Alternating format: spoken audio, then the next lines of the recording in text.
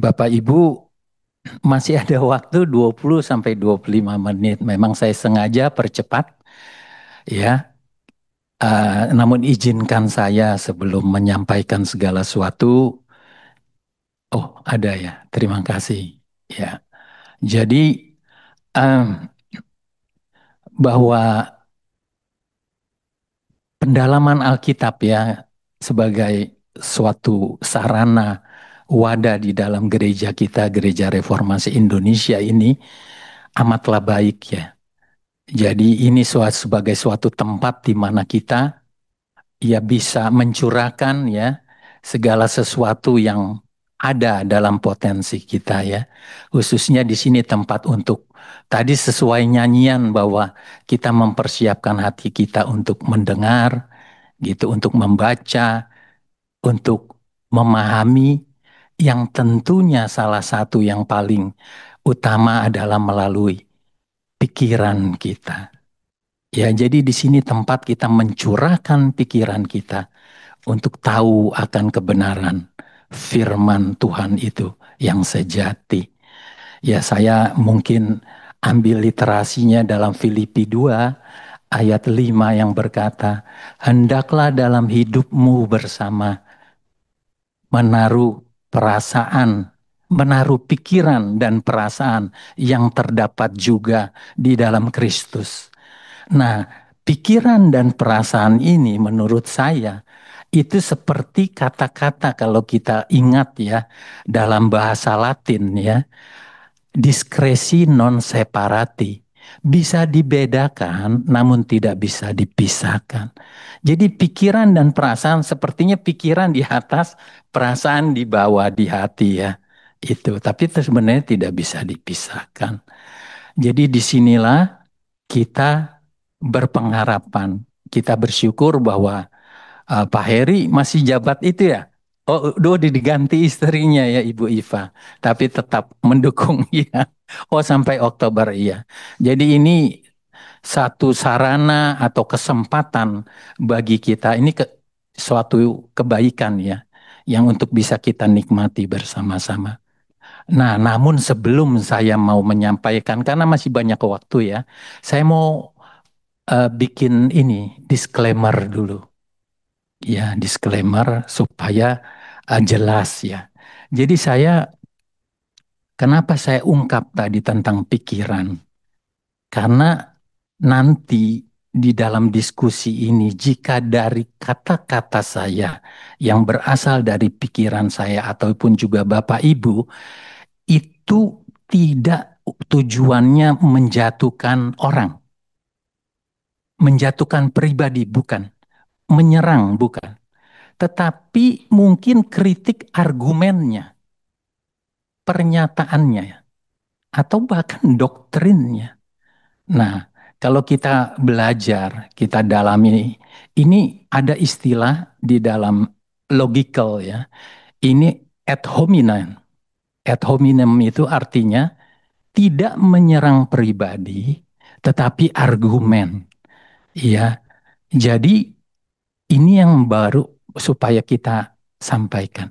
Kedua, ini bersifat edukatif, ya, tidak mau menonjolkan ya siapa yang ini tidak. Dan ketiga, menambah wawasan di dalam berpikir.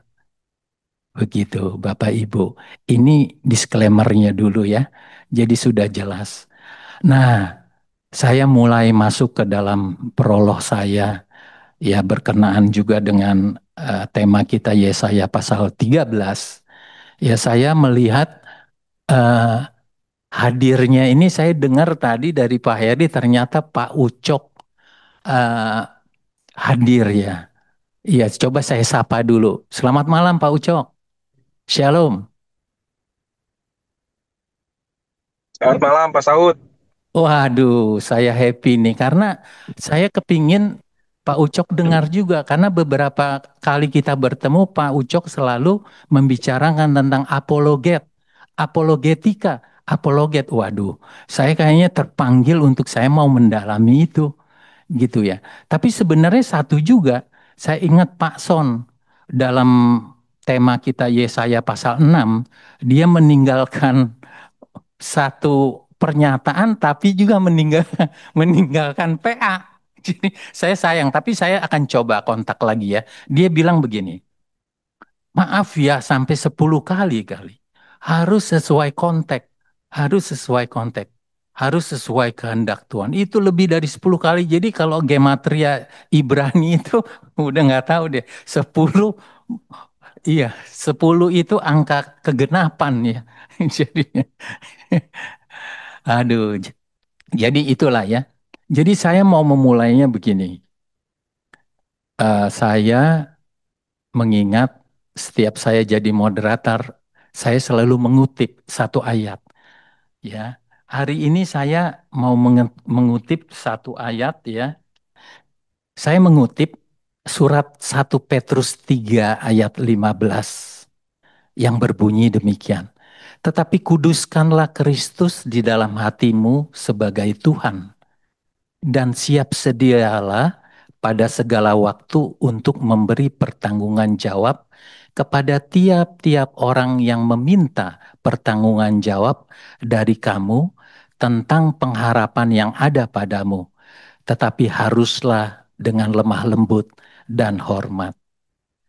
Bapak Ibu, kata pertanggungan jawab ini dalam bahasa aslinya Yunani adalah apologia. Iya. Dalam nomina atau kata benda, walau abstrak ya, ini eh, masuk dalam kata benda ya. Jadi fungsi apologetika ini yaitu adalah bertujuan untuk menjabarkan kekayaan intelektual, moral, imajinasi, dan relasi dalam iman Kristen. Sebagian untuk mengukuhkan orang percaya dan menolong orang lain untuk bertumbuh di dalam iman. Ya, ini pun menjadi dasar di dalam orang tua ketika kita tahu Ulangan pasal 6. Kasihilah Tuhan Allahmu dengan segenap hatimu, dengan segenap jiwamu, dengan kekuatanmu. Ajarlah ini kepada anak-anakmu berulang-ulang. Jadi dari generasi ke generasi. Jadi memang kita adalah seorang apologet. Nah, tujuan apologet itu sebenarnya saya simpulkan ya, bahwa apologet itu sebenarnya berusaha untuk mengubah orang percaya, dalam hal ini orang Kristen, ya, menjadi pemikir. Makanya saya tadi tentang pikiran dan berusaha untuk menjadi uh, pemikir untuk menjadi orang percaya. Orang percaya, orang Kristen belum tentu ia seorang pemikir. Dan seorang pemikir belum tentu dia Kristen. Nah, disinilah fungsi dari seorang apologet, minimal untuk keluarganya. Dia harus bisa menerangkan kepada anak-anaknya. Dan sebagai orang yang memang mempunyai kerinduan sebagai apologet, maka dia mau memberitakan kebenaran imannya. Ketika ada yang dipertanyakan pendapatnya, dia akan harus bisa jawab. Begitu. Nah, ini akan kita jadi bahan satu wawasan saja sih sebenarnya. Nah, yang kedua tadi yang saya singgung, harus konteks-konteks ya. Saya mempunyai pendapat ya, Bapak Ibu jika setuju, tapi ini bukan yang sebagai pembahasan. A context without, sorry, context, text without context is a pretext to approve text. Artinya jika teks tanpa konteks itu hanyalah dalil untuk membenarkan teksnya dia. Jadi memang teks itu kadang-kadang, bukan kadang, harus kita lihat konteksnya. Karena banyak teks-teks yang disampaikan itu memang di luar konteks. Ini justru jadi pemikiran kita bersama-sama belajar. Ya. Nah, konteks hari ini adalah Yesaya pasal 13 ayat 1 sampai 22 ya. Jadi ini satu kalau LAI beri judul ya, ini adalah ucapan ilahi terhadap Babel. Ya, ucapan ilahi terhadap Babel. Jadi ada sesuatu di sini kalau kita sudah baca adalah hukuman. Nah, bicara hukuman, kalau kita pernah PA mundur beberapa yang lalu, kalau tidak salah tentang dosa ya, tentang dosa kesombongan. Sebenarnya di sini kontensnya memang tentang kesombongan bangsa Babel yang sebelumnya juga kesombongan bangsa Asyur yang dihukum Allah. Begitu. Nah, jadi eh, inilah konteksnya. Namun penjabarannya sebenar pemberitaannya atau pendapatnya nanti akan menjadi satu diskusi kita. Saya rasa untuk menyingkat waktu dan memperpanjang diskusi nanti, ya saya persilakan saudara saudari Eli ya. Eh, Deli. Iya, saya sampai lupa menyingkat nama. Silakan waktunya. Baik, Pak. Terima kasih untuk kesempatannya. Jadi seperti yang Bapak sampaikan tadi, Bapak Ibu semua, kalau pada malam hari ini kita akan eh, belajar bersama-sama tentang hukuman yang Allah nyatakan untuk bangsa Babel. Nah, kalau kita tahu Babel ini adalah dulunya itu dia adalah sebuah kerajaan yang letaknya itu ada di daerah Tigris dan Efrat. Nah, di sana itu kalau dalam perjanjian lama Babel ini dia kota besar. Jadi kalau saya tangkapinya mungkin dalam perjanjian baru dia seperti sebuah kota Korintus, di mana kota yang besar, pusat juga menjadi pusat perdagangan, di sekitar wilayahnya didirikan benteng, bagaimana lingkungannya itu dipagari tembok, lalu dia juga dikatakan sebuah kota yang megah. Kalau kita baca tadi dia dia itu adalah semarak kerajaan-kerajaan. Artinya emang dia daerah kota yang terkenal pada saat itu. Dia disanjung karena kehebatannya tadi. Lalu dia juga kota yang kuat, kota yang memiliki banyak tentara. Dia juga Babel adalah kota yang di mana menjadi salah satu kota yang Tuhan pakai untuk memusnahkan Yerusalem, yang Tuhan pakai untuk menghancurkan Yerusalem di tahun 586 sebelum Masehi. Dia juga kota yang merupakan penyembah berhala terbanyak. Nah, mungkin karena dia adalah kota besar, jadi segala macam hal itu bisa didapatkan di sana layaknya sebuah kota Korintus juga kali. Lalu dia juga eh, Babel ini adalah salah satu kota yang termasuk di dalam listnya Tuhan untuk kota dimusnahkan karena kesombongannya tadi. Di ayat yang kita baca juga dikatakan di ayatnya yang ke-11 karena dia juga kota yang sombong dan angkuh. Nah, di bacaan ini saya itu mendapatkan beberapa hal. Di ayatnya yang pertama sampai ayatnya yang kelima itu di sana Tuhan eh, mempersiapkan para tentaranya untuk memusnahkan Babel ini dan orang-orang yang dipilih Tuhan pun juga bukan orang-orang yang sembarangan, melainkan mereka adalah orang-orang yang perkasa, orang-orang yang kuat, dikatakan juga pahlawan.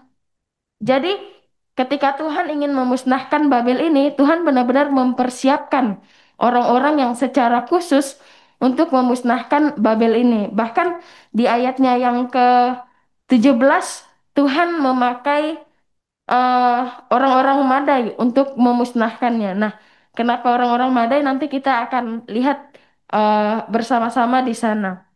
Itu dari ayat yang pertama sampai ayatnya yang kelima. Maka pada hari penghukuman itu dikatakan itu adalah hari Tuhan, di mana hari Tuhan itu diartikan sebagai hari penghakiman yang penuh dengan amarah dan murka Tuhan untuk bangsa Babel sendiri. Nah, di dalam amarah Tuhan ini maka situasi eh, yang terjadi itu bisa dikatakan situasi yang anormal, yang artinya bukan situasi yang biasanya terjadi, melainkan ada hal-hal yang akan terjadi di sana. Nah, yang saya dapati lagi, saya bagi dua. Jadi, ada situasi yang akan dialami manusia dan situasi alam semesta sendiri. Nah, di dalam situasi manusia, khususnya untuk bangsa Babel sendiri, mereka itu akan merasakan dari ayat 7, ayat 8, ayat 12, 14, dan 16. Itu adalah ayat-ayat yang menggambarkan situasi manusia pada saat itu yang akan mereka alami di hari Tuhan itu. Di ayat yang ketujuh itu, dalam situasi manusia mereka dikatakan itu akan lemah. Sebuah bangsa yang kuat, sebuah bangsa yang megah, sebuah bangsa yang tentaranya banyak, maka saat terjadi penghakiman Tuhan, saat terjadi harinya Tuhan itu tiba, mereka itu dikatakan pada saat itu mereka akan lemah. Pada saat itu mereka akan hilang kekuasaan, mereka akan hilang kekuatannya. Bahkan di dalam situasi itu juga mereka akan ketakutan. Yang hari-harinya biasa dinikmati sebagai hari-hari yang menyenangkan akan hal-hal yang duniawi, tapi di saat hari penghakiman itu tiba, di sana mereka akan menderita kesakitan. Bagaimana dikatakan di ayatnya yang ke-8 itu kondisi mereka itu seakan-akan seorang ibu yang sakit melahirkan.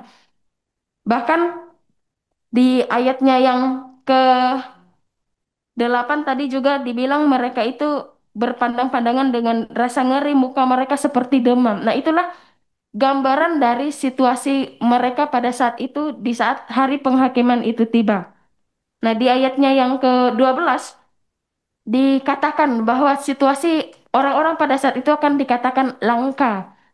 Orang-orang akan dikatakan sangat berharga karena akibat penghukuman Allah tadi bagaimana mereka akan dimusnahkan, lalu pada satu titik mereka itu akan lenyap. Maka yang mereka alami pada saat itu kondisinya mereka akan tercerai-berai, mereka akan berserak, mereka akan berpaling melarikan diri ke bangsanya masing-masing. Itulah kondisi manusia pada saat hari penghakiman Tuhan itu sendiri. Nah, di ayatnya yang ke-15 dikatakan setiap orang yang dijumpai, setiap orang yang ditemukan, mereka itu akan tewas oleh pedang. Jadi ya tidak akan luput dari pedang itu sendiri. Nah, di ayat yang ke-16 itu kondisi anak-anak dan istri itu akan eh, terjadi hal-hal yang tidak diinginkan. Anak-anak itu akan ditewaskan, istri itu akan ditiduri. Nah, itu kondisi pada manusia. Nah, sedangkan kondisi pada alam sendiri, ayat yang ke-9 sampai ayat yang ke-10 dan ayat yang ke-13 itu di harinya Tuhan itu, maka Tuhan akan datang dengan murkanya. Tuhan akan datang dengan amarahnya tadi, sehingga membuat bumi itu akan mengalami kedahsyatan seperti hal yang tak biasanya terjadi. Maka adanya keterkejutan, adanya kengerian yang terjadi yang diakibatkan oleh pemusnahan Allah itu sendiri terhadap orang berdosa tadi, terhadap orang-orang yang sombong tadi. Di ayat yang ke-10 dikatakan bintang di langit itu tidak akan memegahkan cahayanya. Mereka tidak akan bersinar, melainkan mereka itu akan redup. Mereka dikatakan matahari yang terbit itu seolah-olah mereka akan tenggelam, tidak ada cahaya yang tampil di muka bumi. Langit akan gemetar, bumi akan bergoncang. Seibaratnya akan ada gempa yang terjadi pada saat murka Tuhan yang menyala-nyala tadi. Nah, di ayat yang ke-17, maka Tuhan mengerahkan orang-orang Madai, di mana orang-orang Madai ini adalah orang-orang yang mereka itu tidak menghiraukan perak. Nah, jadi kalau di dalam perjanjian lama itu banyak dari cerita yang saya dapat pada saat mereka memusnahkan satu kota, maka ada juga orang-orang yang memusnahkan orang, tapi mereka memperhatikan juga peraknya, emasnya, domba-dombanya. Tapi orang Madai ini tidak demikian. Mereka adalah orang-orang yang mengabaikan perak, mereka yang tidak suka kepada emas. Lalu bagaimana juga apa yang mereka lakukan itu juga tercapai dengan targetnya. Panah-panah mereka akan membinasakan orang-orang muda.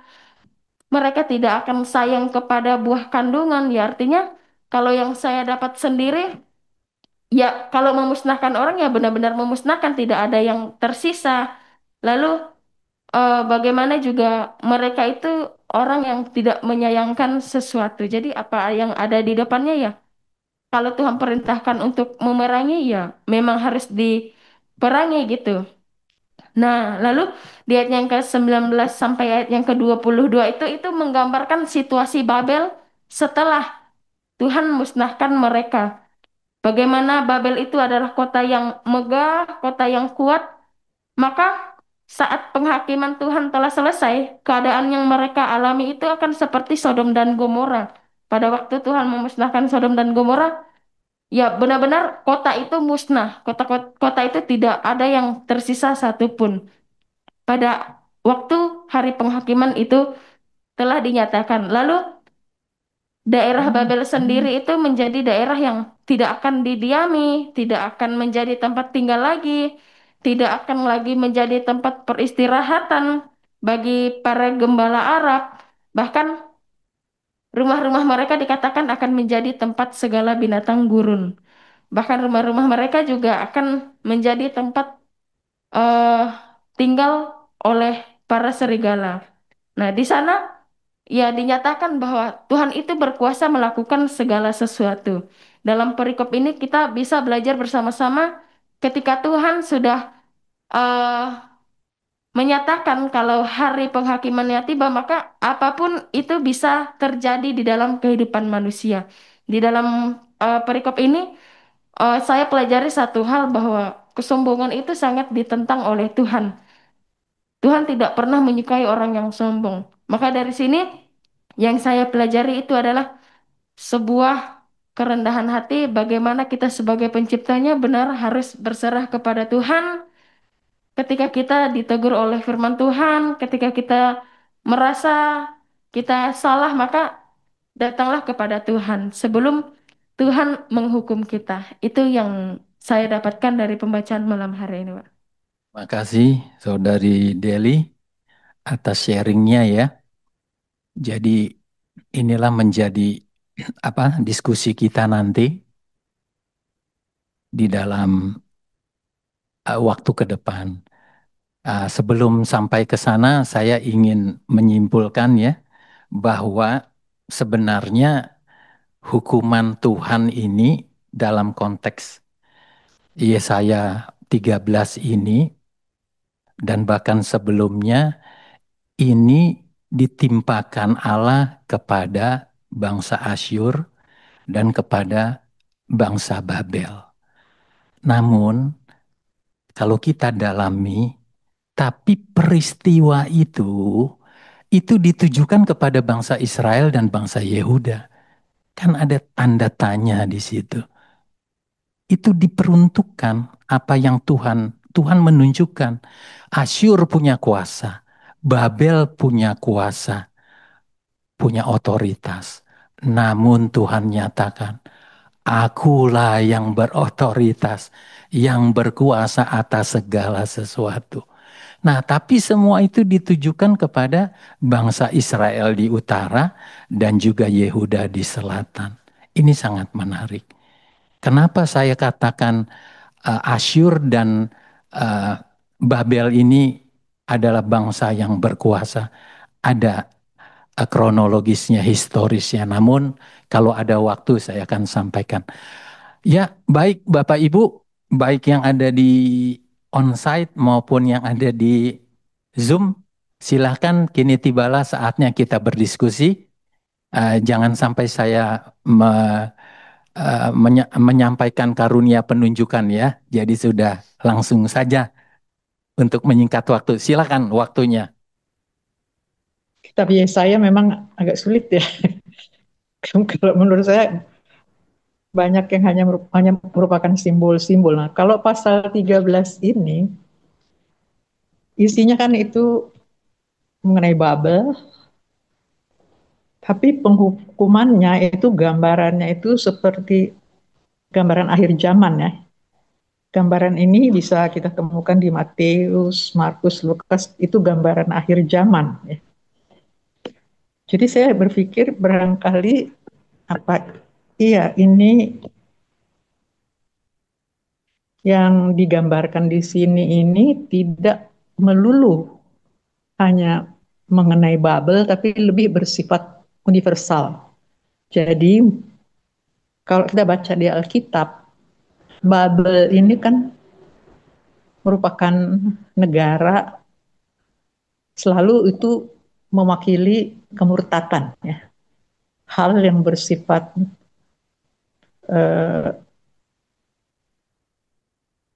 ya melawan firman Tuhan lah. Jadi yang orang-orang murtad, orang-orang yang tidak taat kepada Allah, ini kita bicara mengenai Allah Israel ya, itu selalu digambarkannya sebagai Babel. Jadi kalau lihat pasal ini, apakah ini memang gambaran Babel pada waktu itu, atau ini bisa kita ambil sebagai gambaran sampai sekarang ya, negara yang memang tidak percaya sama Tuhan, yang kalau zaman sekarang barangkali kemurtadan manusia itu di samping dengan ajaran-ajaran yang sesat dari gereja, juga orang udah lebih percaya sama teknologi daripada pada Tuhan, lebih percaya kepada kekuatan uang, lebih percaya pada kekuasaan. Ini semuanya kan menunjukkan kesombongan yang tidak mengakui adanya Tuhan. Jadi lebih menganggap bahwa kita nggak butuh Tuhan Allah, kita bisa hidup kok tanpa yang kita, dengan teknologi kita bisa, dengan kekayaan kita bisa, dengan ya segala macam lah alasannya. Dan itu kita temui di zaman sekarang ini. Jadi bukan hanya di zaman Yesaya. Jadi gambaran Babel adalah seperti itu yang saya lihat. Kalau tadi kan Pak Saud bilang Babel, Asyur, di tengah-tengahnya Yerusalem, Israel, yang digunakan sebagai alat untuk menunjukkan pada Israel, beginilah yang akan kulakukan pada kekuasaan-kekuasaan yang tidak percaya sama aku, yang tidak percaya pada kekuasaan Allah. Yang itu yang dijadikan contoh oleh Tuhan Allah. Kalau Asyur, dia lebih ke arah politik barangkali, ke arah kekuasaan. Kalau Babel ke arah rohani, keagamaan. Jadi yang dua ini yang ditunjukkan oleh Tuhan Allah kepada bangsa Israel, inilah yang akan kulakukan kepada bangsa-bangsa yang tidak mentaati aku. Yang saya ambil dari Yesaya ini itu. Kalau khusus untuk Babel ini sekarang lagi Babel, tapi nanti kan ada gambaran bangsa-bangsa lain, kemudian akhirnya nanti Asyur. Tapi yang terutama selalu Babel dengan Asyur, Babel dengan Asyur. Saya makanya tadi Pak Saud bilang Babel, Asyur, di tengah-tengahnya Israel. Itu yang bisa saya mau tanyakan, ini bisa kelihatannya tidak khusus hanya menggambarkan kerajaan Babel pada saat itu. memang lebih besar ini ya. Itu aja sih Pak Saud. Oke, baik Dokter Lumongga. Kami catat, kami dengar. Nanti mungkin ada tanggapan. Namun saya mau eh, menyampaikan sesuatu bahwa kalau pewahyuan itu bersifat progresif. Jadi kita kenal dulu almarhum Bapak Pendeta Bigman Syara itu sering berkata progressive revelation. Jadi kalau sesuai konteks Yesaya 13 memang sudah terjadi. Dan Allah itu menggunakan bangsa Madai. Ya, Madai itu adalah siapakah Madai? Gitu ya. Jadi ini boleh kita berbeda kan saya bilang tadi. Justru untuk membangun wawasan kita. Mungkin ada yang mau nanggapi silakan. Yang di ini sekarang, yang di onsite dulu nih. Ya, Pak Heri udah siap-siap. Silakan Pak Heri. Terima kasih Pak Saud sebagai moderator malam ini. Bapak Ibu yang dikasih Tuhan, terima kasih untuk kesempatan saya bicara dan kita boleh menyimaknya. Pada Yesaya pasal 13 ini, saya lebih fokus kepada tadi sudah disinggung Pak Ibu Lomongga, tadi sharing dari Deli, juga Pak Saud barusan tentang Madai. Suaranya kurang kedengaran Pak Heri. Oh, oke. Ini udah dekat banget, pada suara saya keras loh bisanya. Mungkin dari sononya, soundnya kurang gede ya. Jadi saya ulangi ya. Jadi kita tadi udah singgung-singgung mengenai Madai. Dan kebetulan saya banyak mendalami mengenai Madai pasal 13 ini. Dari yang lain-lain, Madai lah saya lebih fokusnya. Tapi sebelum saya masuk ke Madai, ada beberapa hal yang saya rasa tidak kebetulan. Yang tadi disampaikan oleh Pak Saud di awal, prolog, jadi saya mau singgung juga. Beberapa hari yang lalu, saya diskusi dengan anak saya, George ya, mengenai apologetika. Ya. Jadi dia mengatakan apologet itu eh, adalah pembelaan. Jadi saya luruskan tadi sudah disinggung sama Pak Saud, betul sekali. Saya dengarkan ini ketika saya masih kuliah ya, jadi udah hampir 40 tahun lalu. Ada seorang hamba Tuhan. Jadi apologet itu adalah pertanggungjawaban kita sebagai orang Kristen, pertanggungjawaban iman. Nah, itu saya kemarin diskusi sama anak saya. Jadi bukan pembelaan, Tuhan tidak membutuhkan pembelaan. Tetapi kita sebagai orang Kristen, kita harus mempertanggungjawabkan. Jangan seperti orang lain, pokoknya saya menjadi orang Kristen. Nah, itu salah. Itu artinya kita tidak memiliki relasi yang dekat dengan Tuhan, tidak mengenal Tuhan kita dengan baik. Nah, mengenal Allah Tritunggal, mengenal Kristologi, ya, mengenal doktrin Roh Kudus dan doktrin Tuhan itu sendiri, Bapa ya, seperti itu. Jadi itu penting untuk kita pahami bahwa apologet itu setiap orang, bukan saja orang-orang di YouTube itu ya, YouTube yang akhirnya ini banyak sekali. Tapi setiap orang yang namanya pengikut Kristus, dia harus bisa berapologet ya, seperti itu. Dia bisa mempertanggungjawabkan imannya. Itu poin satu. Kedua, ini agak panjang nih Pak Son, nggak apa-apa ya. Yang kedua, konteksnya. Tadi kita bicara konteksnya, Pak Azal udah singgung. Jadi malam ini sekali lagi saya seringkali menyinggung kalau kita mau diskusi, kita harus ingat konteksnya. Pasal 13 ini konteksnya apa? Tadi Deli udah singgung bahwa Babel itu kuat secara militer. Dia berkuasa. Pertamalah dia sebenarnya Babel itu merupakan kerajaan yang paling kuat di muka bumi ini. Jadi ada kesombongan di situ. Meskipun Tuhan memakai dia untuk menghukum Israel, menghukum Yehuda ya. Tapi kamu nggak boleh sombong. Ya beberapa waktu lalu kita juga bahas suka keterlaluan. Tuhan mintanya A, kamu lakukan sampai Z gitu loh. Jadi kebangetan, nah Tuhan akan balas itu. Dan secara konteks budaya juga kita harus tahu Babel ini bukan negeri yang tidak beragama. mereka juga pusat dari keagamaan seperti itu. Ya. Kemudian nanti saya akan singgung Babel itu dari mana sih? Ya, Madai itu dari mana? Ini ada hubungannya sama Madai. Nanti yang terakhir itu. Jadi konteksnya itu kita nggak boleh lari dari itu, dan secara teologis Tuhan di sini kembali lagi kita ingat pasal-pasal sebelumnya, Yesaya pasal 9, pasal 10, Tuhan menegakkan keadilan di sini. Ya, Tuhan menghukum, Tuhan menegakkan keadilan. Tuhan juga memberikan pengharapan kepada umatnya yang sedang menderita di bawah tekanan Babel. Seperti itu. Jadi ini konteksnya nggak boleh lari dari sana kita. Ya. Nah, kita masuk sekarang poin yang ketiga, yang soal apa yang disimpulkan tadi oleh Deli. Lebih kurang ya sebenarnya dengan catatan saya. Kesombongan ya, jadi sangat ditentang oleh Tuhan.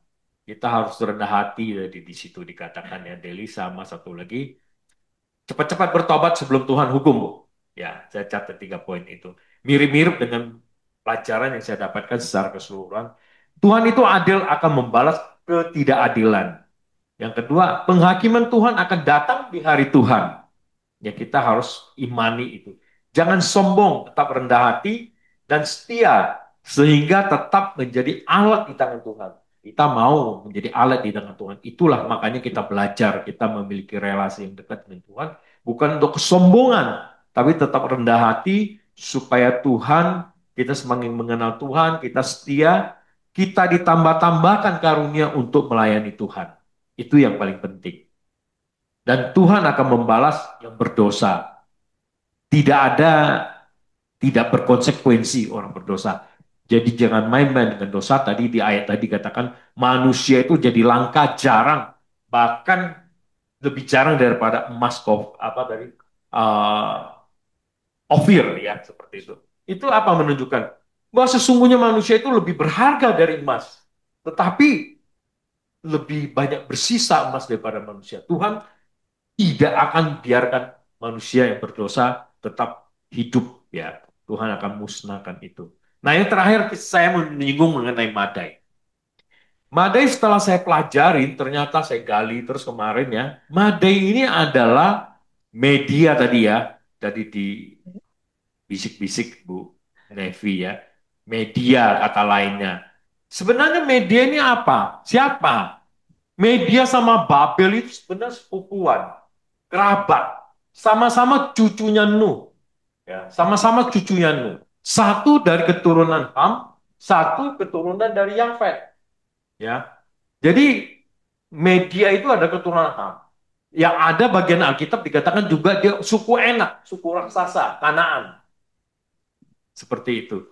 Jadi Yafet punya anak sebenarnya bukan hanya ini, ya. Ada Madai, ada Mesa, ada siapa lagi?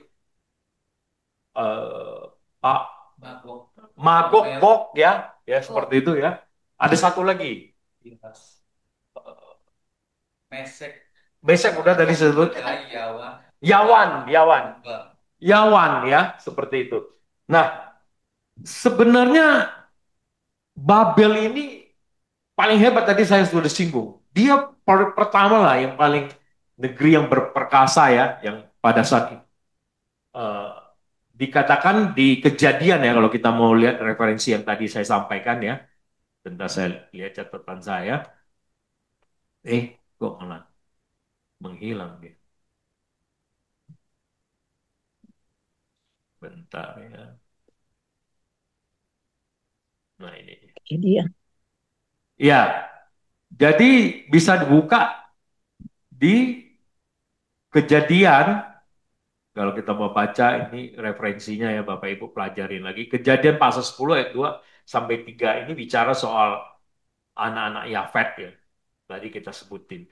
Terus di Kejadian 10 ayat 8 sampai 10 ya. Ini bicara juga soal media, ya. Madai ya. Jadi kalau kita urut-urut sekarang ini Irak, Iran ya. Kalau Iran itu ya media, tadi Babel itulah Irak ya. Dekat-dekatan ini ya. Tadi disinggung dekat Tigris ya, sungai itu. Memang dekat sana mereka itu. Jadi ternyata mereka ini adalah sepupu dari kakak adik bapak mereka, satu kakek, yaitu Nuh. Nah, kalau kita urut-urut, kita tadi Bu ngomongnya eh, bicara bahwa kalau ngomong soal yang nggak benar itu Babel. Nggak juga, ya. Dia bisa dipakai Tuhan, berarti ada benernya juga. Dan ingat sejarahnya, ya, latar belakangnya nih cucu-cucu Nuh. Ini orang yang diselamatkan Tuhan, yang mendapat anugerahkan dari Tuhan, ya. Ini menarik sekali untuk dipelajari lebih dalam lagi, untuk kita gali lagi. Kasih Tuhan itu, meskipun Israel dipilih, tapi ada kasih Tuhan. Ya, kalau kita bahasa manusia, yang kececer-cecer di mana-mana, siapa aja tuh yang dapat boleh menerima kasih Tuhan itu. Ya, termasuk sampai ke kita kan seperti itu. Nah, itu menarik sekali untuk kita gali lagi lebih dalam. Jadi itulah yang bisa saya sampaikan Pak Saud, ya. Jadi kalau kita lihat lagi, Nuh ini kan punya 3 orang anak ya, termasuk Sem ya. Kalau kita ingat di pasal 9 kalau nggak salah kejadian itu, Sem ini lah yang pergoki bapaknya telanjang, tetapi malah koar-koar. Yang melakukan tindakan yang pas adalah si Ham sama Yafet. Bahkan mereka tidak berani melihat aurat bapaknya. Ya, mungkin ini ada tali menali juga begitu mereka mendapatkan kasih Tuhan. Saya kira itu Pak. Terima kasih. Baik, terima kasih Pak Heri. Uh, Langsung saja ya, saya melihat yang uh, di Zoom belum mendapat kesempatan lagi. Silakan yang ada di Zoom. Kalau lama-lama saya tunjuk aja deh. Uh, Yandoko, Pak Yandoko, silakan. Oh, dari tanah kan?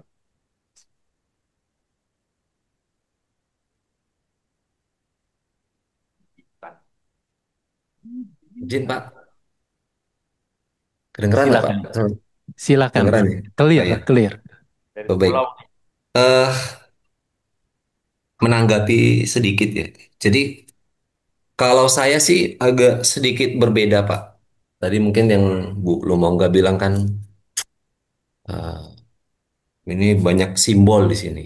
Terus juga eh, sama juga yang kalau nggak salah 2 minggu lalu itu juga bahwasannya disebutkan misalnya, oh itu simbol semua itu.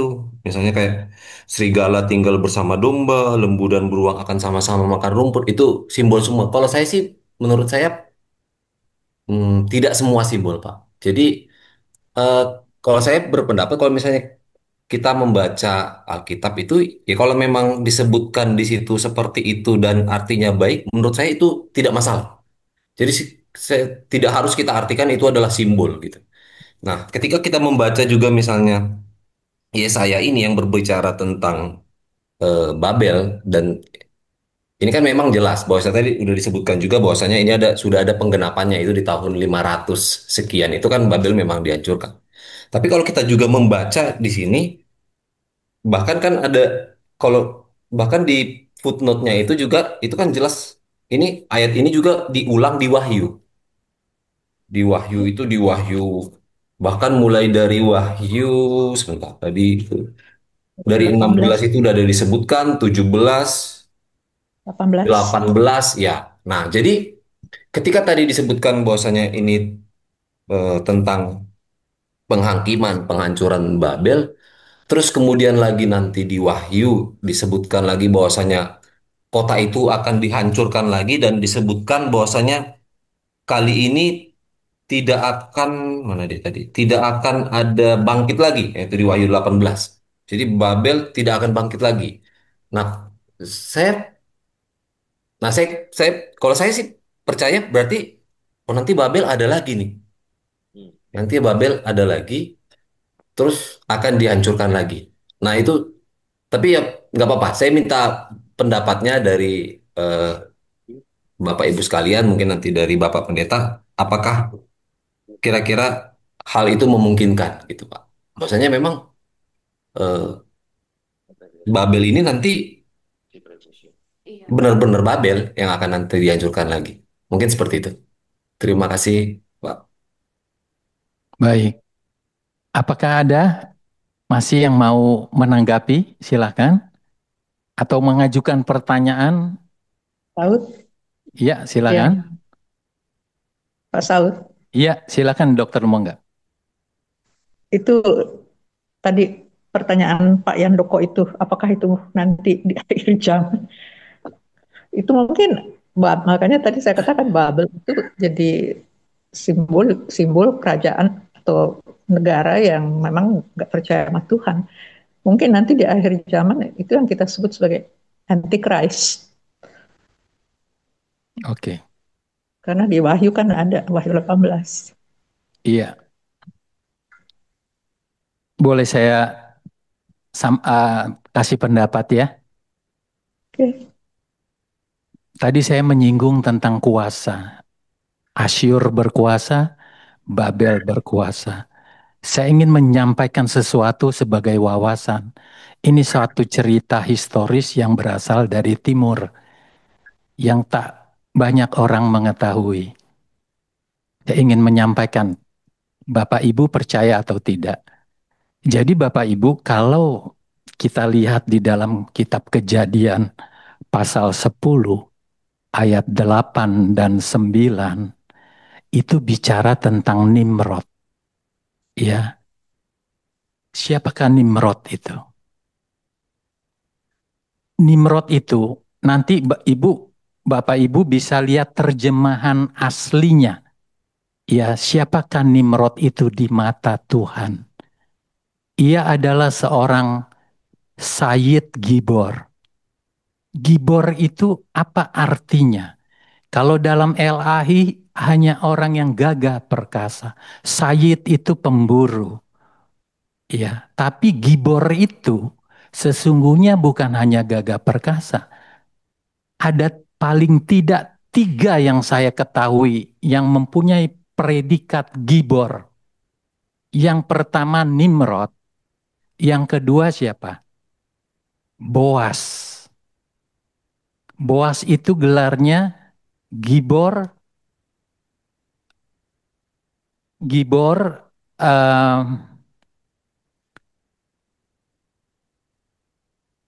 Kail. Kail itu adalah pahlawan.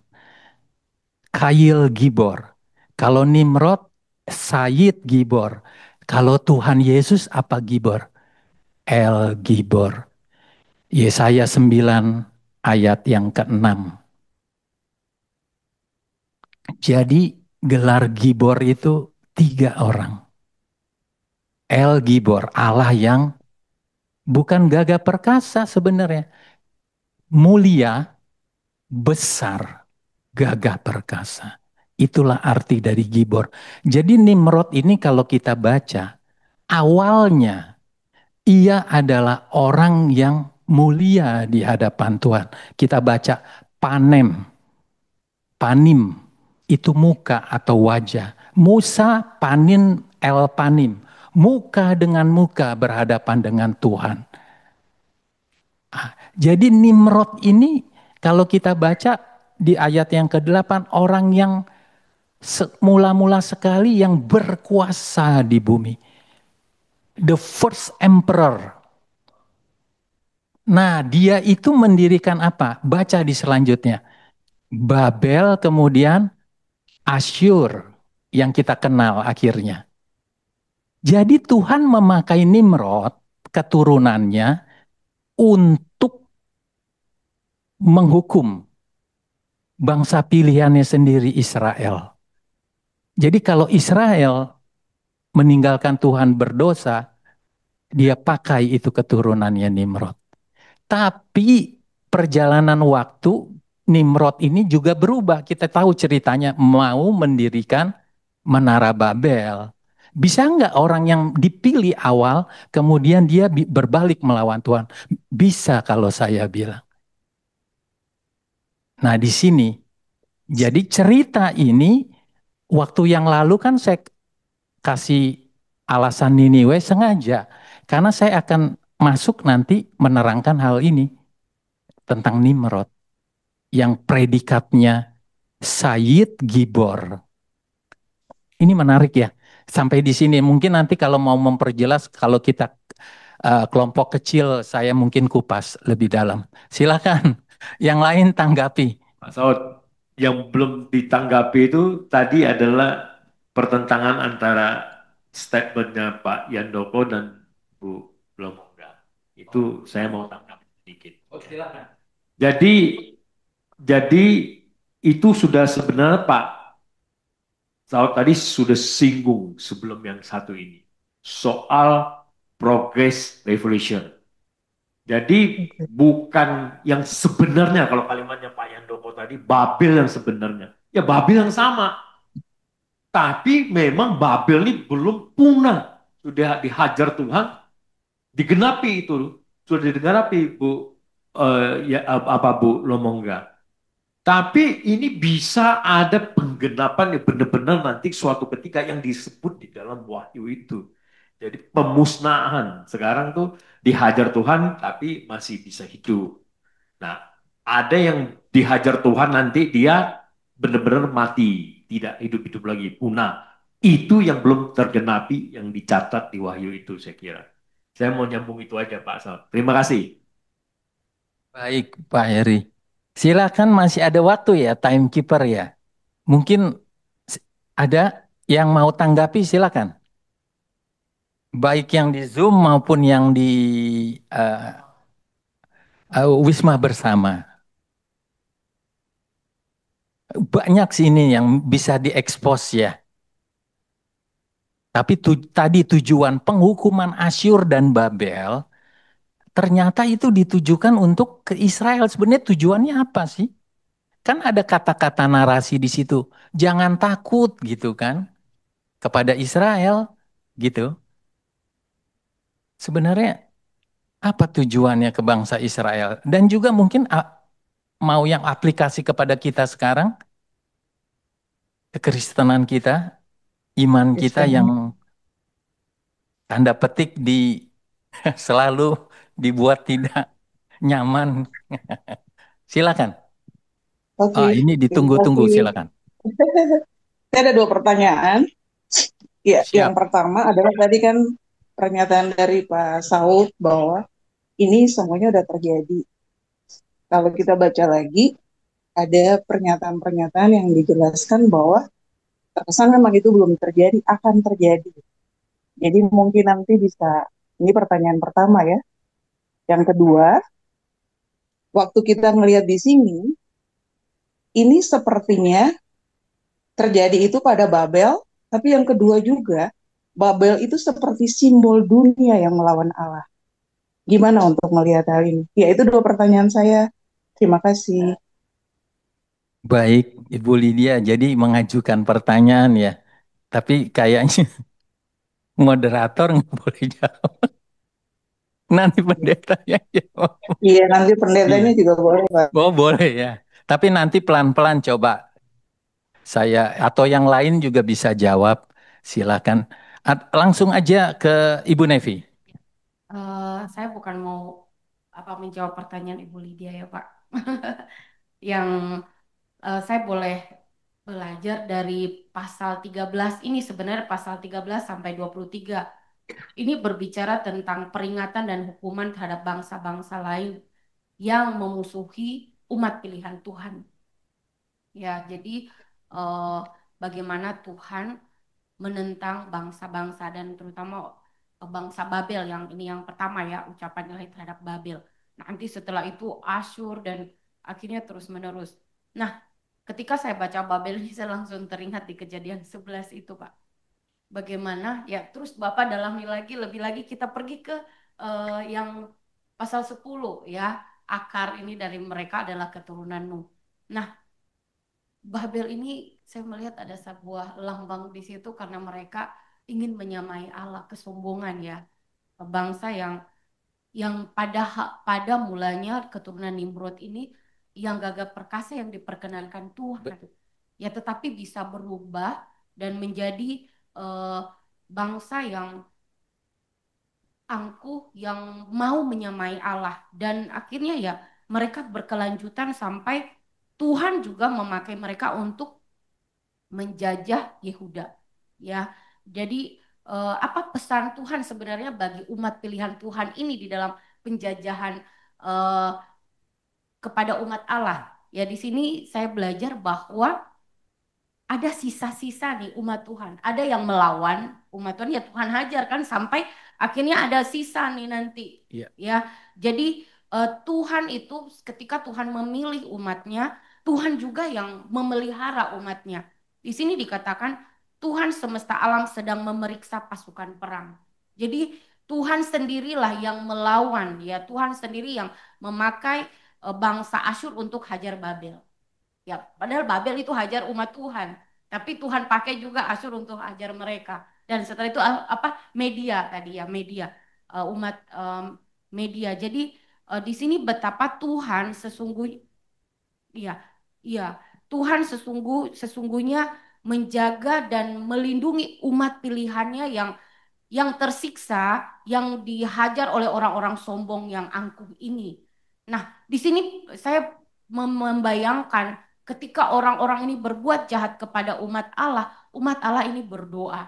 Ya, seperti dulu juga zaman waktu mereka juga dihajar Babel juga sampai 70 tahun kata Tuhan. Dan di situ umat Tuhan yang sisa itu bergumul dan berdoa. Dan di sini juga umat Tuhan juga bergumul dan berdoa.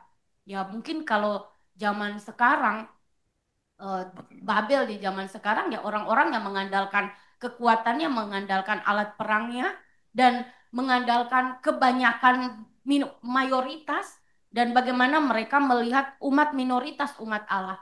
Karena umat Allah umat minoritas di dunia ini ya. Jadi di sini kita belajar bagaimana Tuhan yang menjadi penolong, yaitu dikatakan mereka datang dari negeri yang jauh ya dari ujung langit ayat 5 ya. Setelah itu yaitu Tuhan serta yang melaksanakan amarahnya untuk merusakkan seluruh bumi. Jadi betapa Tuhan itu yang berkuasa atas seluruh bumi dan Tuhan yang akan memelihara umatnya. Terus Tuhan kata merataplah sebab hari Tuhan sudah dekat. Nah ini dikatakan oleh Yesaya dan dikatakan juga bahwa datangnya sebagai pemusnahan dari yang maha kuasa. Jadi Tuhan yang akan memusnahkan orang-orang ya yang melakukan kejahatan kepada umat Allah. Sungguh hari Tuhan datang dengan kebengisan. Ini ngeri banget. Kalau betapa mengerikannya jatuh ke tangan Allah yang kuat, Allah yang hidup. Jadi sebuah peringatan bagi kita ya umat Allah di zaman ini bahwa ini sudah terjadi. Dan bagaimana zaman sekarang? Ya zaman kita ini. Bahwa umat Tuhan pasti akan dihimpit. Pasti mengalami penganiayaan. Ya kita nggak usah jauh di Indonesia. Kita beribadah aja sulit. Walaupun bangsa kita Pancasila. Tetapi untuk beribadah saja sekarang di beberapa daerah udah kesulitan. Nah dalam hal ini kita tetap bertekun ya sebagaimana umat-umat pilihan Allah yang tekun di dalam doa bergantung kepada Allah. Dan kita harus percaya bahwa akhir zaman nanti, di akhir zaman Tuhanlah yang menjadi pembela bagi umatnya yang setia beribadah kepada Tuhan. Yang setia berdoa. Dan tidak semua orang Kristen. Yeah. Tidak semua orang Kristen, kita beribadah tidak semua orang Kristen. Yang setia untuk berdoa, beribadah, membaca firman Allah. Bagaimana tadi kita pembahasan tentang berapologetik. Ya dalam hal ini penyaringan-penyaringan akan terjadi. Ya, mendapat timbul seperti emas itu, Pak. Ya, demikian dari saya dan betapa mengerikannya kesombongan. Sombong lawannya adalah Allah yang akan menghancurkannya. Demikian dari saya, Pak. Terima kasih. Baik, Ibu Nevi. Terima kasih atas pendapatnya ya. Mungkin saya ingin memperjelas saja yang dimaksud bangsa Madai di dalam Yesaya 10 ayat 35 kalau ayat 17 itu sebenarnya bukan media saja, media dan Persia. Bahkan medianya digulung lah, ditelan sama Persia. Ya, jadi itu. Jadi kalau kita bicara tentang ucapan ilahi terhadap Babel, coba kita buka di Yesaya pasal 21. Terulang lagi. Ya. Ucapan ilahi terhadap Babel, ya. Jadi ini yang saya sampaikan tadi, progressive revelation bisa terjadi.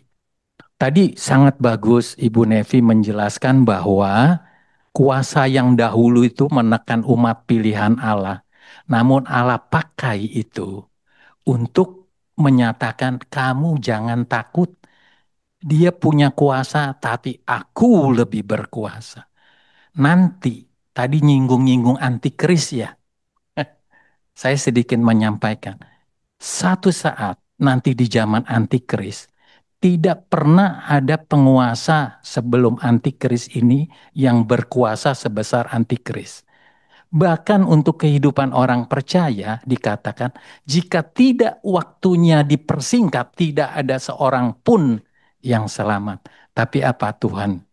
Jangan takut. Nah, inilah buat kita jadi satu pencerahan di mana Tuhan punya kuasa yang besar, otoritas yang besar. Dia tidak memerlukan siapapun, gitu ya. Mungkin untuk menyambung ya sisa-sisa atau menit-menit terakhir, saya mencatat ya, saya sering evaluasi menonton PA kita yang sebelum-sebelumnya ya. Saya mencatat ada 4 pertanyaan yang belum terjawab sebenarnya ya. Saya catat di sini, mungkin ada bisa tanggapi ya.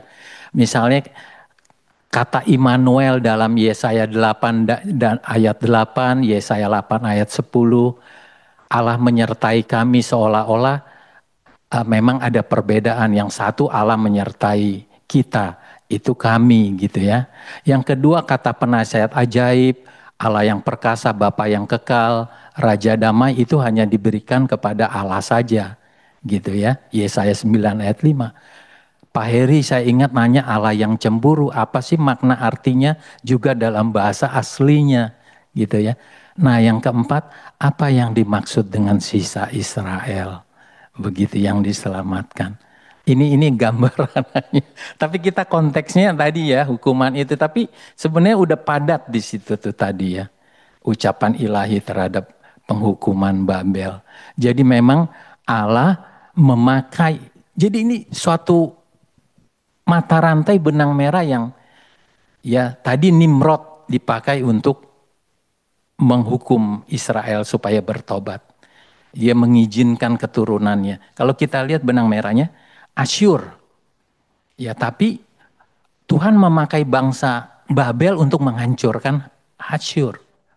Babel yang tadinya Yehuda nih Hizkia, ya dia mengandalkan Babel kan untuk melawan Asyur. Tapi apa yang terjadi?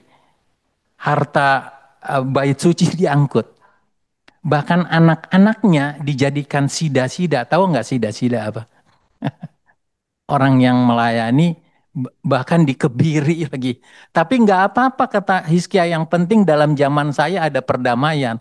Bayangkan, itu yang ditujukan katanya untuk Hizkia dan bukan untuk Yesus. Coba bayangkan, ini ada satu policies logikal, kesesatan berpikir. Dalam pendapat ya, saya bilang bukan menunjukkan kepada orang, tetapi kepada argumen. Ya, jadi ada yang bilang, oh itu bukan untuk Yesus, itu untuk Hizkia. Kita tahu ya, itu doktrin dari mana, tapi ini salah. Memang mereka presuposisi teologisnya sudah. Makanya ketika Yesus tanya, siapakah Mesias itu? Anak Daud? Ya. Bagaimana Daud bilang? Kan Daud bilang, kalau dia anak kok menyebut tuannya? Orang Farisi, ahli Taurat tidak bisa jawab. Itulah. Jadi memang awas tentang fallacies logical, kesesatan berpikir. Salah satunya yang tadi, ad hominem. Menyerang pribadi bukan argumen. Yang kedua, sebenarnya ada 5. Yang kedua juga menarik. False dilemma. Seolah-olah di dunia ini hanya 2 pilihan. Ironinya dari 2 pilihan hanya 1. Gitu. Kamu atau saya, kamu mendukung saya atau menjadi musuh saya. Kalau ini pendapat saya, lagi-lagi ya, saya menghindari ad hominem. Iman atau perbuatan? salah satu. Kan bisa dua-duanya. Kalau iman yang benar pasti berekspresi. Punya ekspresinya, punya realitanya di dalam dia berbuat. Tapi juga perbuatan punya dasarnya yang benar, yaitu iman. Jadi diskresi non separasi. Tapi ini dibikin dilema, false dilema ini, menyederhanakan sesuatu sebenarnya itu manipulatif. Yang ketiga, ada lagi. Keempat sampai kelima, menarik sekali. Ini bisa membawa kita ke dalam satu pemikiran yang jernih. Seperti yang tercatat di dalam Filipi 2 ayat kelima.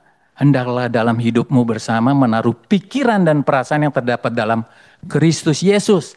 Pasti dia, karena dia sang kebenaran. Akulah jalan dan kebenaran dan hidup.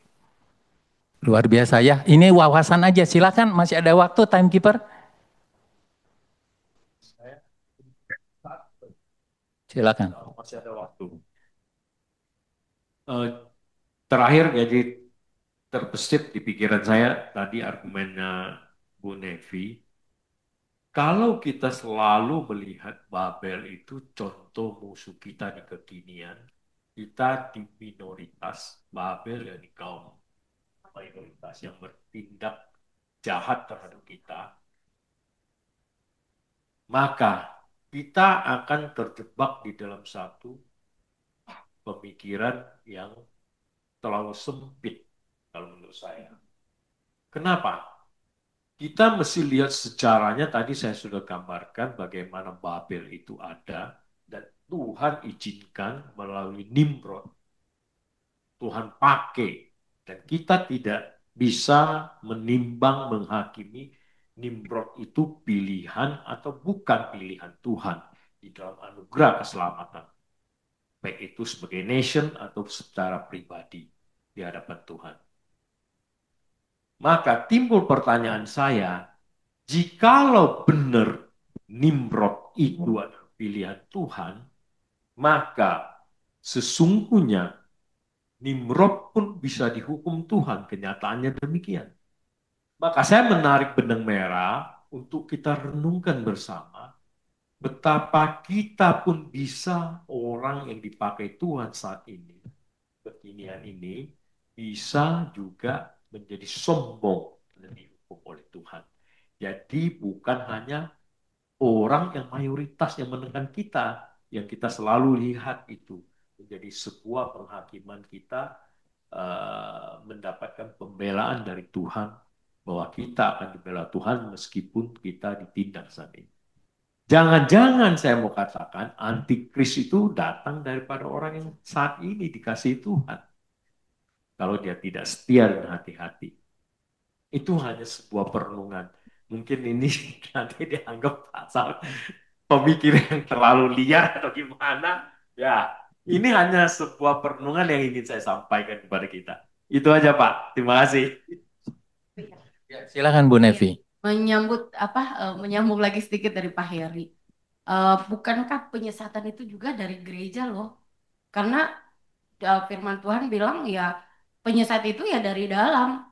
Yang tadi sesat berpikir di dalam pemahaman ya, di dalam banyak akhirnya orang Kristen yang akhirnya tidak percaya Alkitab, akhirnya menolak Yesus sebagai Tuhan dan Juru Selamat. Ada salah satu siapa ya, lupa saya, seorang teolog yang hebat melihat anak yang kelaparan ya, terus kayak dipagut oleh burung, siapa ya Pak, lupa. Di situ temannya lupa saya siapa.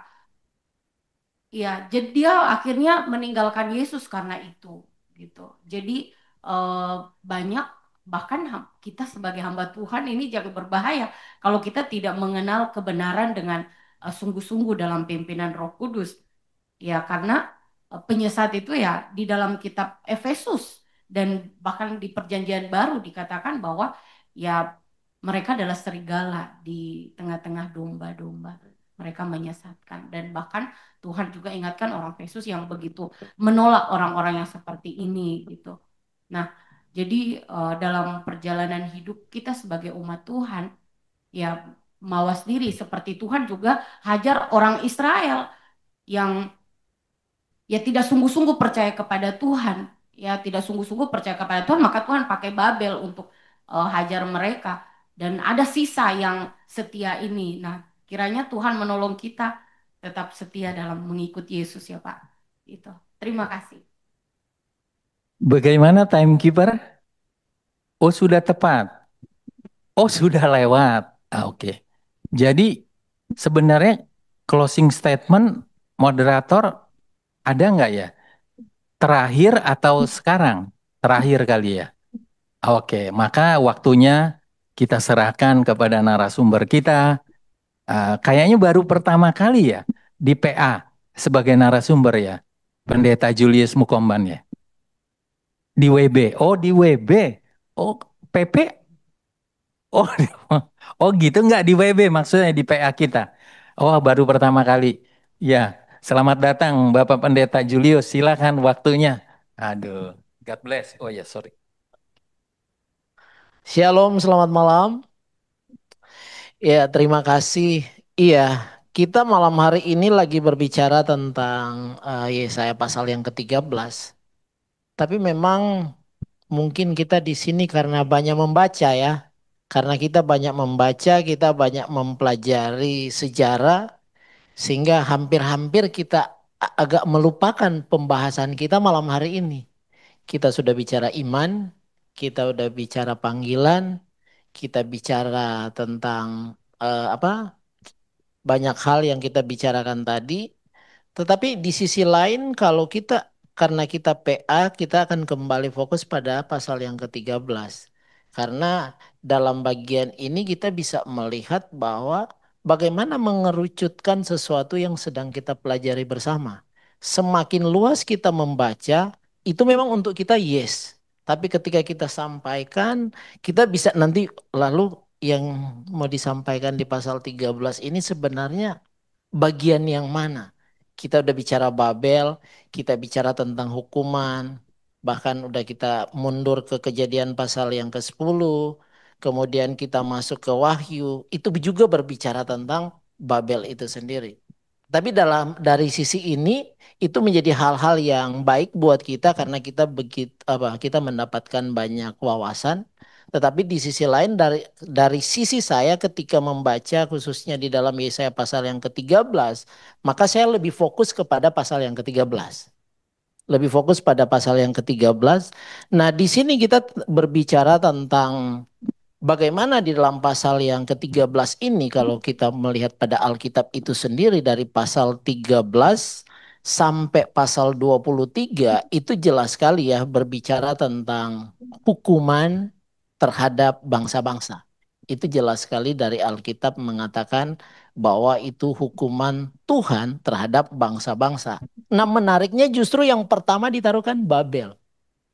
Pertama di sini dikatakan bahwa hukuman terhadap Babel itu sendiri. Maka dari sini kita bisa belajar bersama-sama ketika berbicara tentang Babel. Maka di dalam pasal yang ke-13 ini ketika diungkapkan sebagai bagian pertama hukuman terhadap Babel, kita sedikit melihat situasi kondisi Babel pada waktu itu. Kalau kita melihat di dalam sejarah maka kita menemukan saat itu situasi dari Babel dikatakan Babel itu memiliki kekuatan politik yang hebat, memiliki kekuatan militer yang sangat kuat. Itu pada zaman pemerintahan Raja Hizkia di zaman kerajaan Yehuda pada waktu itu. Maka dari sini situasi kondisi Babel yang hebat, yang kuat, yang luar biasa, yang mampu bahkan disebut menguasai situasi politik dan militer pada waktu itu. Maka pantas dia memang menjadi satu kerajaan yang sangat luar biasa pengaruhnya pada waktu itu. Sedikit kita melihat Babel. Babel dijelaskan kalau kita membaca dari awal memang dia kerajaan bukan kerajaan yang biasa saja. Tetapi dia kerajaan yang kuat dan berkuasa. Kemudian kita jangan melupakan tadi sudah disinggung, dia dikenal sebagai kerajaan pemberontak atau bangsa yang selalu memberontak terhadap Allah. Mulai kita baca di dalam Kejadian pasal 11, kita sudah menemukan tentang Babel itu dikatakan sebagai bangsa yang melawan Allah. Tadi sedikit menyinggung kepada Nimrod. Berbicara tentang Nimrod, kalau kita membaca sedikit, kemungkinan besar, ada kemungkinan bahwa dia salah satu tokoh yang menggerakkan untuk melawan Allah di dalam Kejadian pasal yang ke-11. Tetapi di sisi lain juga lagi mengungkapkan tentang Nimrod yang hebat, yang punya kekuatan yang luar biasa. Sekaligus Alkitab mencatat Nimrod itu adalah salah satu orang yang pertama-tama berkuasa di atas bumi ini. Dia berkuasa di atas bumi ini. Kemudian kita melihat kembali kepada Babel. Tuhan pernah memakai Babel untuk menghukum umatnya. Itu jelas. Kita sudah membaca di dalam Alkitab bagaimana Tuhan memakai Babel untuk menghukum umatnya. Tetapi di sisi lain Tuhan juga menghukum Babel karena kejahatan dan kesombongan mereka. Maka di sini di sisi lain Tuhan pilih untuk menghukum, tapi di sisi lain Tuhan juga menghukumnya. Kalau begitu apa yang akan terjadi kalau seperti ini? Maka kita melihat di dalam pasal yang ke-13 ini. Ketika kita melihat pasal yang ke-13 itu berbicara tentang pemberitahuan hukuman Allah. Kalau kita melihat di tahun 721 sampai 694. Ini kemungkinan besar dalam tulisan ini.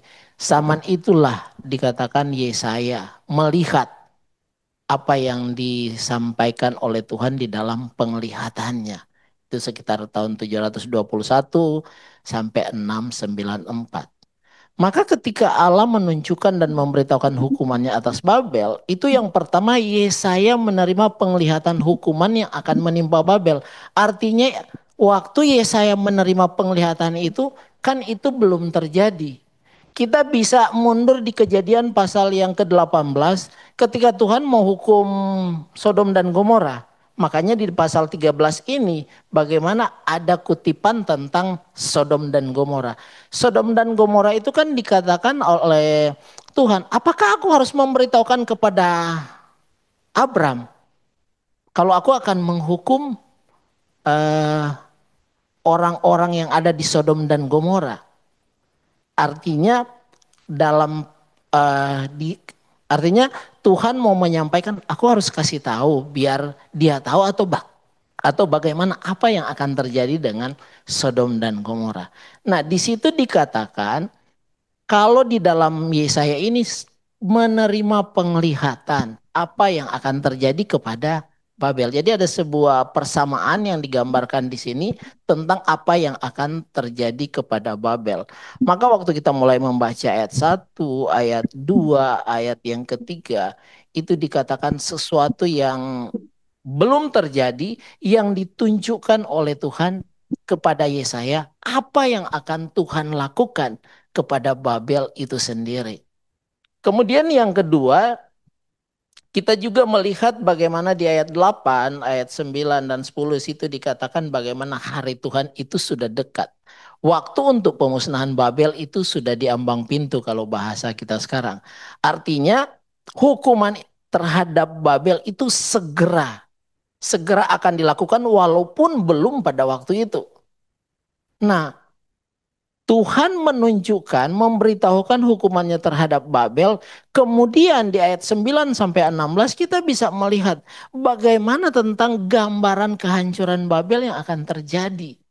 Jadi kalau di sini kita bisa gambarannya seperti apa, maka dijelaskan dengan murka Allah yang menyala-nyala.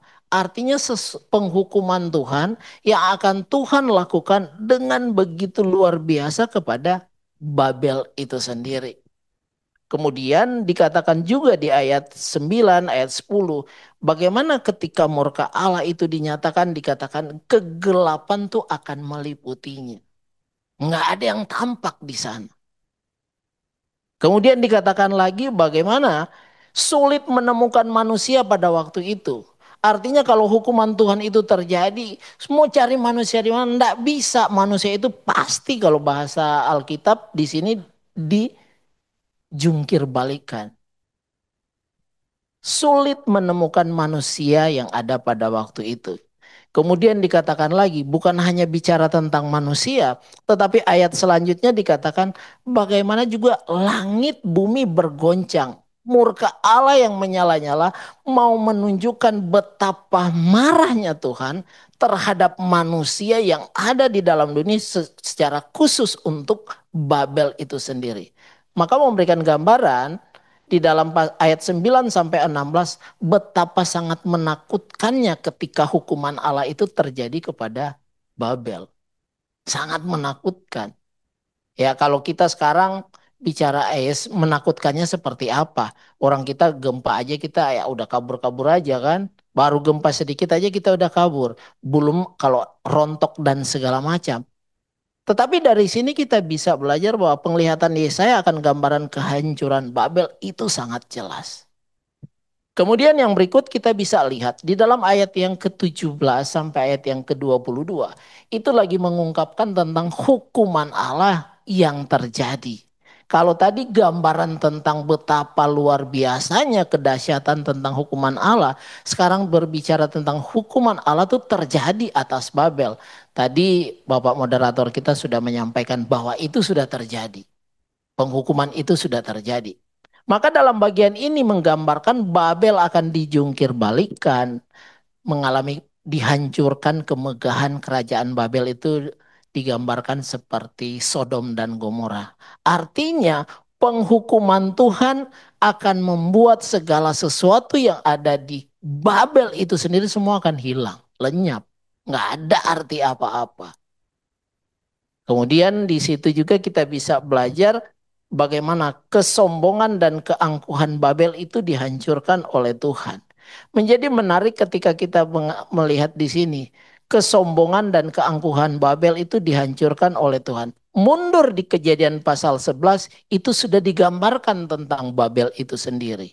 Kemudian ketika kita membaca di Yesaya digambarkan juga tentang kesombongan mereka. Keangkuhan Babel itu. Jadi pertanyaan kenapa sih kok sombong banget? Kok angkuh banget sih si Babel ini? Emang apa hebatnya? Apa hebatnya kok sombong banget dan angkuh? Maka kita melihat di sini kehancuran Babel itu dikatakan bagaimana dia yang begitu luar biasa menghukum, dia yang begitu berkuasa. Tetapi kehancurannya akhirnya datang pada waktunya. Kalau kita bisa melihat di sini kerajaan Babel akhirnya tuh jatuh pada tahun 539. Ini mungkin yang disampaikan oleh Bapak moderator bahwa itu sudah terjadi. Kehancuran Babel itu sudah terjadi di tahun 539. Kalau kita mundur di tahun 710, itu juga sudah dilakukan Asyur terhadap Babel. Jadi penghukuman itu sudah terjadi di tahun 710 pun sudah terjadi. Bagaimana Asyur mengalahkan Babel. Kemudian di Kekaisaran Sanherib, kemudian pengganti juga Sanherib itu mengatakan bagaimana Babel itu terus dikalahkan.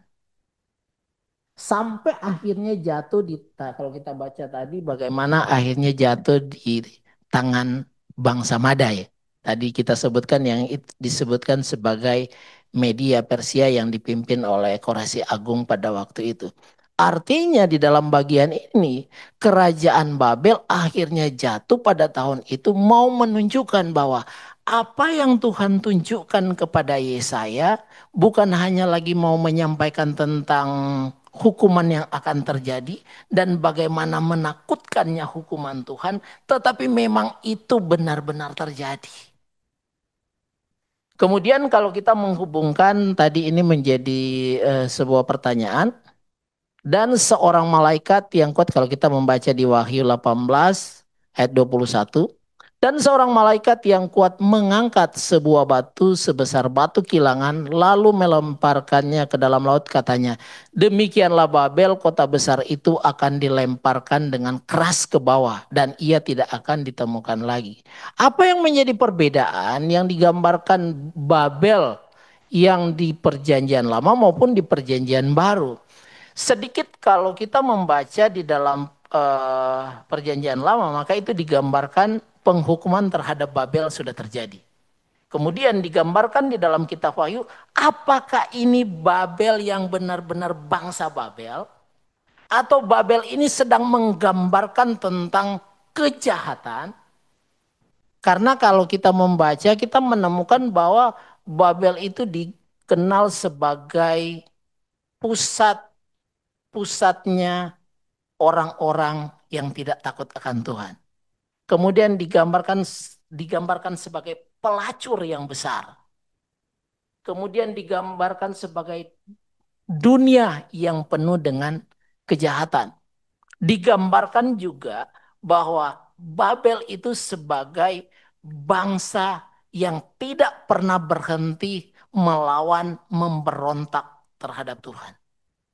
Maka kalau kita membaca di dalam Wahyu ini, itu digambarkan bahwa Babel itu bukan lagi berbicara tentang bangsa Babel itu sendiri, tetapi lagi berbicara tentang simbol sebagai Babel itu sebagai dunia yang jahat yang akan dibinasakan oleh Tuhan, atau digambarkan sebagai kehidupan orang yang tidak percaya, yang melawan Tuhan, hidup dalam kejahatan yang akan dibinasakan oleh Tuhan. Maka dari sini kita bisa melihat bahwa iya, ternyata gambaran Babel itu begitu begitu panjang mulai dari perjanjian lama sampai dalam perjanjian baru. Tadi ada singgungan, apakah jangan-jangan Babel ini juga antikris? Yang kalau kita membaca beberapa sumber, kita menemukan ya Babel juga digambarkan sebagai antikris. Tetapi di sisi lain kalau kita baca Alkitab, justru antikris itu ada di antara kita. Loh, kalau antikris ada di antara kita, kita bisa lihat kiri kanan kita. Antikris enggak? Jangan sampai kita yang lagi bicara kebenaran, tapi malah kita yang jadi antikris itu sendiri. Tapi gambaran antikris itu adalah orang-orang yang berasal dari iblis. Bapaknya si iblis. Kemudian bagaimana orang-orang yang tidak pernah mau menerima kebenaran, yang terus menolak kebenaran. Dia tahu tetapi dia tidak akan pernah menerima. Gambaran antikris itu selalu digambarkan bagaimana dia sebagai kelompok orang yang tidak pernah percaya dengan Tuhan dalam hidupnya. Maka yang dia lakukan adalah kejahatan. Tapi ini jujur bisa menjadi satu perenungan buat kita. Ketika digambarkan Babel itu juga sebagai antikris. Kira-kira kalau kita mengukur diri kita ini benar-benar yang percaya, yang diselamatkan, atau ngaku-ngaku percaya, tapi sebenarnya Babel. Kan kita yang bisa mengukur diri kita sendiri. Jadi hal ini mengingatkan, iya ya, kehancuran itu pasti terjadi. Bangsa yang kuat karena dia begitu hebat, Babel itu. Tetapi kenapa dia dihancurkan oleh Tuhan? Kalau kita membaca di Yesaya, maka kita menemukan, iya ya, biasanya yang kuat itu selalu sombong.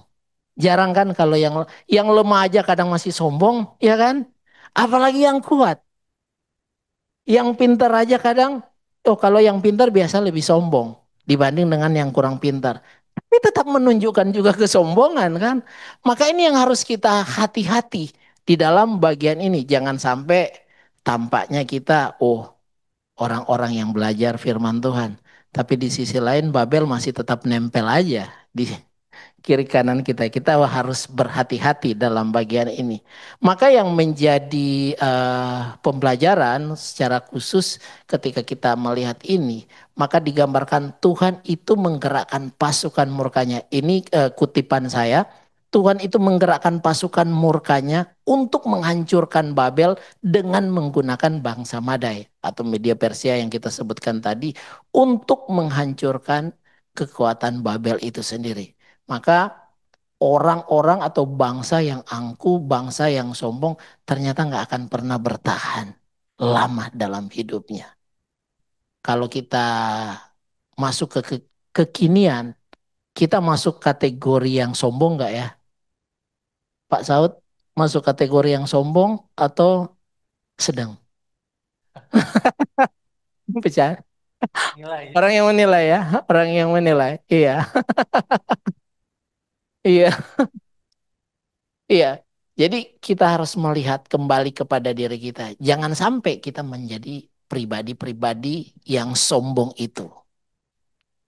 Nah, pengajaran penting bagi kita, saya menyimpulkan pertama, terkadang kita merasa hebat dan mampu melakukan banyak hal dalam kehidupan ini. Kadang ketika kita merasa hebat, kita merasa mampu. Sebagai contoh, ketika kita bergereja, kita merasa kalau tidak saya, kalau bukan kekuatan saya, pasti nggak terjadi. Contoh kalau kita di dalam kehidupan kita sehari-hari, kita merasa kita hebat, kita mampu melakukan banyak hal dalam kehidupan ini. Ya memang kita mungkin diberi kemampuan oleh Tuhan.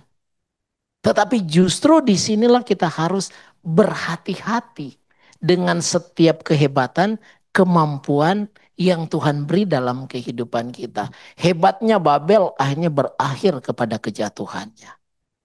Kemudian yang kedua yang kita bisa pelajari dalam bagian ini, Tuhan juga bisa memakai seseorang dengan segala kelebihannya. Tuhan bisa memakai kepandaian kita. Tuhan bisa memakai kecerdasan kita. Tuhan juga bisa memakai kekuatan kita.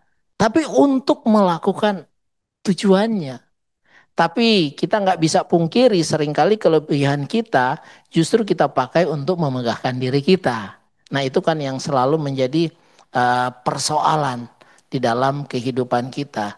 Kemudian kita juga seringkali merasa karena kita mampu dengan kelebihan kita, kadang itu menjadi bibit sombong itu semakin segar di dalam hidup kita. Kemudian yang ketiga, posisi seperti ini terkadang bibit sombong itu akan tumbuh dengan sempurna.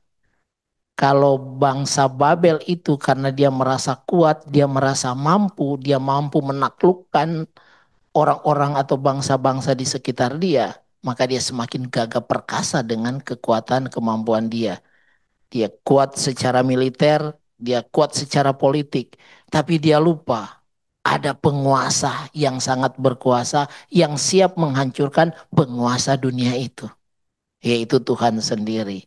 Kemudian pembelajaran penting menurut saya yang saya dapatkan, saya bisa simpulkan adalah kesombongan itu pasti akan menghancurkan.